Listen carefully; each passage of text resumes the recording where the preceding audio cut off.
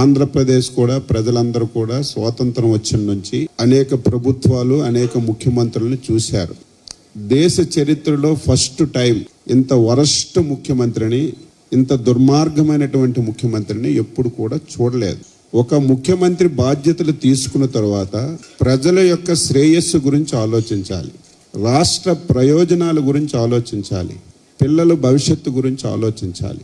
Day 1 నుంచి ఒక సైకోలా వ్యవహరించి ఆంధ్రప్రదేశ్ రాష్ట్రాన్ని చిన్నాభిన్నం చేసి దేశంలో తెలుగు వారన్నా ఆంధ్రప్రదేశ్ రాష్ట్రం అన్నా అసహించుకున్న స్థాయికి ఈ ముఖ్యమంత్రి తీసుకొచ్చిన విషయాన్ని రాష్ట్ర ప్రజానీకానికి గుర్తు చేస్తున్నాను. మొత్తం వ్యవస్థలన్నింటినీ నాశనం చేశాడు. ప్రజలు స్వేచ్ఛగా వారు పడుతున్నటువంటి ఇబ్బందుల్ని చెప్పుకోలేనటువంటి పరిస్థితి తీసుకొచ్చినటువంటి సంగతి కూడా ఈ రాష్ట్రంలోన ఈ ముఖ్యమంత్రి పరిపాలనలో చూసాం.